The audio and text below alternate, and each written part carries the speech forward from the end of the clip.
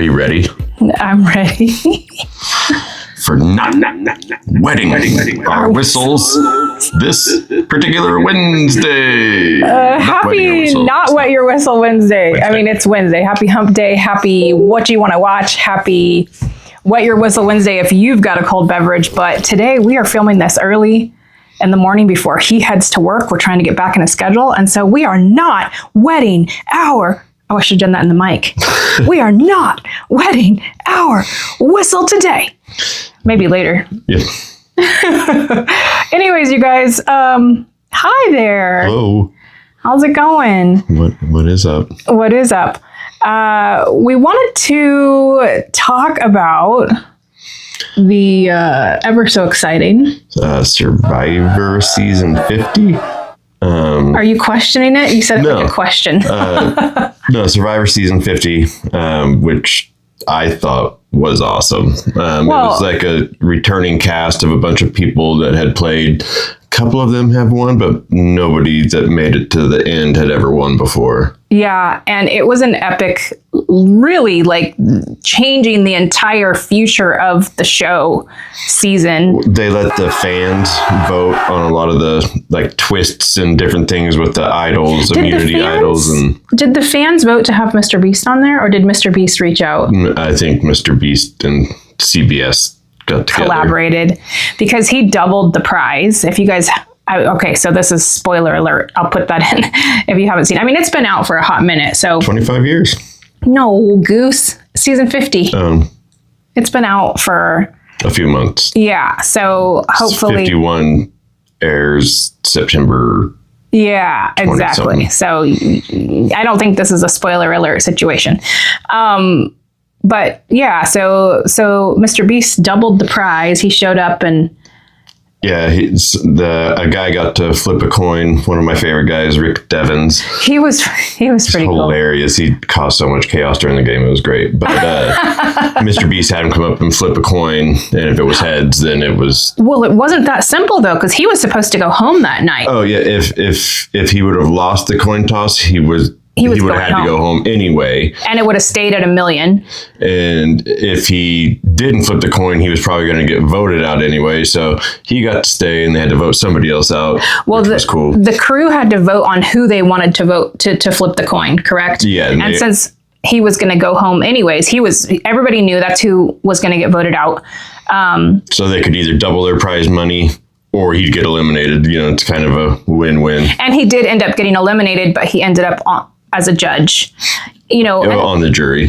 Sorry. And the nice thing about Survivor is that obviously they get down to the final 3, but so you have the winner of typically the million this time around, Aubrey won 2 million, but each person kind of like down the tree of winners still wins a decent amount of money. Yeah. And they do appearances and stuff. They get paid for that, but they get paid pretty decently from the show if you make it to the jury. Yeah. I think second place winner wins like 100,000. Third place wins like 85,000. And then if you make it on the jury, you know, you win a decent amount too. Yeah, you get at least 10 grand, I know. Well, it's 10 grand to show up on the reunions. And I think it's like upwards of 45 grand on the jury. I'll have to look again, but you do make, you know, a decent amount of money. I thought the cast was great. I really liked, crazy young kid. He went straight from 49 to 50. Oh, Rizzo. Yeah. The Riz God. Rizzo. Yeah, he did pretty darn good. I did not understand what he was trying to do. Okay, I get it. Maybe he's never built a fire in his life. But at the end, like he was trying to get so much magnesium into the fire. And it's like, dude, your component is already flaming up. Forget the magnesium. I was like losing my mind. Get the fire started. He made it to the final 4 with Joe, Jonathan, and Aubrey, and him and Joe. Well, Aubrey won the challenge, so she got to determine. Right. So him and Rizzo and Joe had to do a fire challenge. Wait, was it Joe or Jonathan? It was Jonathan. Yeah, sorry. And I wanted Joe to make it I wanted Joe to do the fire, but he didn't get to. No, but he got guaranteed final 3. Oh, I'm sorry. Yeah. But yeah, Rizzo finally started practicing making fire that day. Because he had lost fire in 49, or he would have. Both these guys lost fire in their seasons. Yeah. What's crazy, though, is Rizzo, he played season 49, had 9 days off, and came back for season 50. Yep. He probably flew home for a week and then came right back. But I was so frustrated with his fire at the end. I don't know if, so a couple of things could have happened. Either he literally was so focused on what he was doing that he was not paying attention to the fact that Jonathan already had his flames going up, which is not good either, because you have to be observative as to what's going on around you. Like not focusing on what other people are doing, but if your opponent is flaming up and like the flames are already, and you're still sitting there like trying to get magnesium. What's crazy is once Joe gave him pointers back at camp, he was doing it every time. He was doing it pretty good. But so then why did he sit there forever trying to get magnesium? I'm like, just start the damn fire. The material that they have at the challenge is different than, like the fire making material, Right, but that stuff is so flammable. And Jonathan he didn't get magnesium. I know. I don't know. Oh my god. Pressure and, I was so frustrated. He's a young kid. I know. So I'm sure there's pressure and just I hope he starts camping. I know, I get it. But that was the most frustrating part of the whole season for me, because I wanted Rizzo to get to the end. So anyways, it ended up Rizzo lost fire and the finale, live finale, the host Jeff Probst,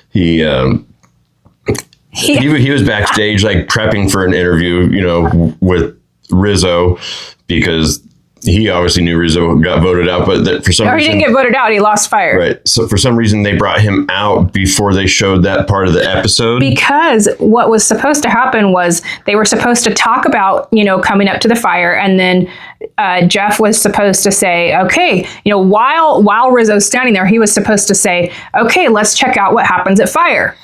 But instead, he goes, okay, go ahead and take a seat on the he's jury. Like, if there's anything you could change, in your game, like maybe learning how to build fire, and everybody's just looking at it. And Sari was like, they haven't showed the fire yet. They haven't shown the fire challenge yet. And he's like, wait, I'm totally confused about what's going on here. And he's like, yeah, have a seat. And he totally screwed up. But it was funny, because when he came back, he's like, so new tactic or new twist on the Survivor process of letting you know who won. We tell you before we show you we can. This is the see into the future advantage or something. It was funny. He made it a joke, and he did. Admittedly, for 50 seasons, 25 years, that's really the only thing that's ever happened, Yeah. But he made it funny, and then... It was also kind of cute, though, because these players had been on Survivor at least once, and some of them multiple times. When they would get up, when they would get voted out, Jeff didn't even have to say, the tribe has spoken. They would say it for him, because they just knew exactly what was going on. The necklaces for me this season were a little out of control. Yeah, they get not the immunity one. I'm talking about the personal necklaces that people were wearing. I'm like, no, I'm out there. Tiff wearing the choker for 20 something days, and then. That big turquoise one. And I'm like, oh God, I'm already boiling hot, covered in sand, trying to survive. There is no way in hell, me personally, that I would be wearing a big old necklace like that or something choking out my throat. Right. Anyways, so everybody's different. It's really funny. Aubrey ended up winning one of the hardest challenges. Oh, babe, Jeff did a challenge this year for the first time. Probst did a challenge this year, yeah.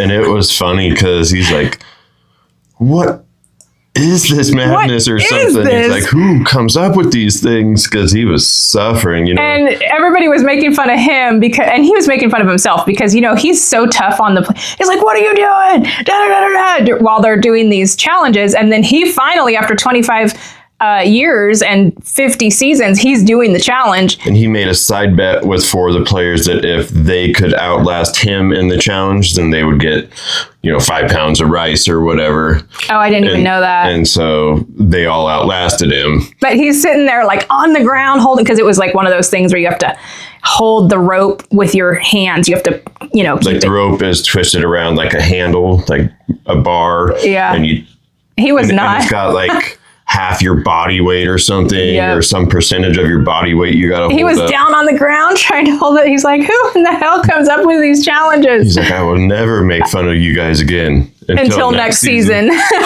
But yeah. Oh, it was funny. That was really cool. Yeah, that was good. Mr. Beast, I was proud of him. He came out, he did his spiel, and he sat back like in awe. And I thought that was really honorable of him. Because what's cool is the whole thing. When he first came out, he showed up during the day during one of the challenges with the Mr. Beast briefcase. Yeah. And it was a beware advantage that they were going to bring up at Tribal. And then it ended up being all that. And then so on top of Rick Devens doubling the money and staying in the game, safe for the night, he also got an additional immunity idol from Mr. Beast, and so he played that the next night, and then I think he went home the next vote. But because he basically stayed in 2 additional nights, which increases your money. Like the longer you stay, you get in. Yeah. So it was a great season. I can't wait to see season 51 and see how much of the changes in season 50 they kept for season 51, because there were some good ones and some doozies. They split the tribes into groups of 4 at one point. Oh yeah, and then there was multiple times where 2 people got voted off. Like they would separate into 2 groups, and then there was one time where there was a challenge where you had to pair up, and then whoever those pairs were. Before you chose the pair, though, before you chose who your partner was, you didn't know that by choosing that partner, that meant that if you lose, you're both going home. Well, yeah, if you lose at Tribal. So everybody had to vote for a pair that played it in that challenge earlier. So Aaron and I talk about this often. We always talk about, like, you know, we would love to do the Amazing Race. We would love to be on Survivor. And I think that we both would do really well.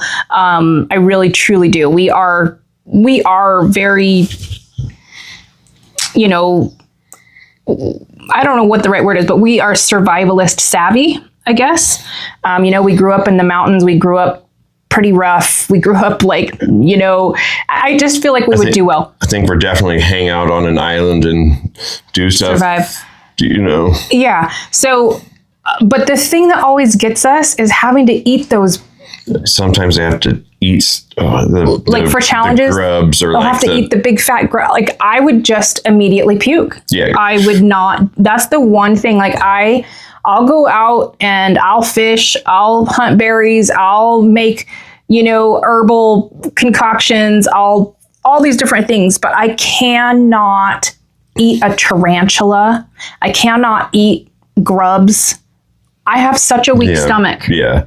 And on top of that, I'm allergic to seafood. So like I'd be just eating rice, and I don't like coconut, but I'd probably stomach it. Well, I think that in regards to some electrolytes, instead of just drinking water, because the well is provided, you would drink the coconut water, but you would not be too fond of eating the coconut meat, which I'm sure you would end up doing. I'm sure. But, you know, there's a lot of times where I'm like, and obviously once you're in the situation, it's different, but there's a lot of times that I'm like, what exactly is your game plan? Because you're just hanging out at the camp all day. You're not trying to help get food. You're not trying to help build a better shelter. You're literally just like sitting there, literally surviving, just sitting there. Now, this season wasn't bad at all like that. Because it was all good. It was all repeated players, because they basically took the star of each season and brought them into season 50, you know, because there have been plenty of players in the 50 seasons of Survivor where I'm just like, what what are you even doing? Like, what is your purpose? It doesn't usually end up working out too well for them. Yeah, and they get voted off soon, you know. But on top of, we haven't even said who won, huh? We did. We said we did. We said Aubrey. Oh, yeah. So, yeah, she won. Her fourth. I think this was her fourth. This was her fourth time playing, Yeah. And she's made it to the final 3 and the final 4 twice, I think. But, so, yeah, she won the $2 million and a brand new Land Cruiser. Yeah, that was a gorgeous vehicle. I mean, I don't know how much those are worth. Probably $250.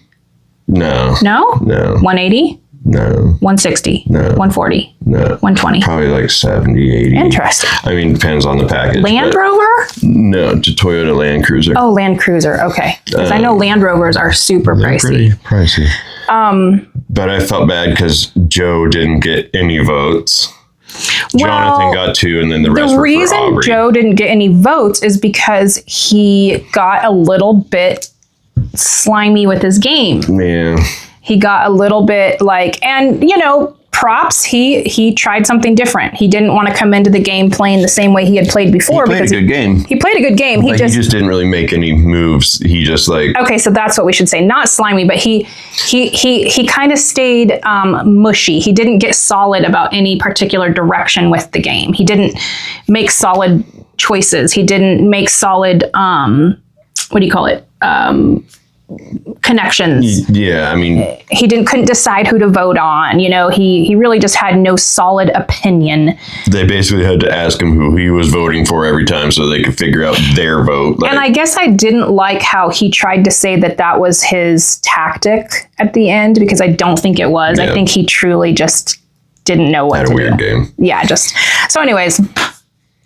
But I liked Joe. He did win like 2 or 3 immunity challenges. So one of the immunity challenges that he won made me like, I want Joe to win.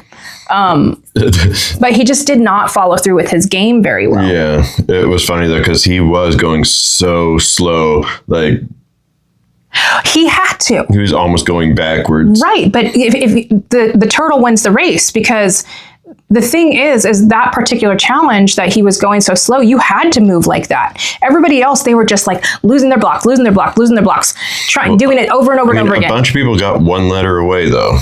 Well, but he won. Because I have seen people fly through it in past seasons, like, but it worked for him this time perfectly, you know. Yeah.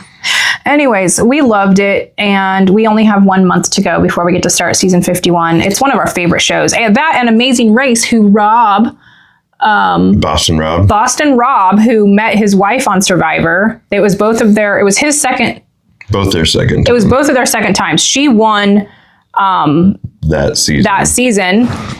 So sorry, we ran out of storage and we had to come back. Anyways, we just wanted to hop on here and let you guys know it's a super fun season. If you haven't seen it, please watch it. Paramount streaming. Plus, which Aaron gets for free now with work. That's really exciting. So that's one less thing we have to pay for a month. Next season starts September 23rd, and then Amazing Race shortly after that, I think on the 30th. Oh, that's what we were saying. So Boston Rob and his wife are on the upcoming season of Amazing Race, which we're really excited. No. They were on a previous season and they took second. Oh, that's right. Okay.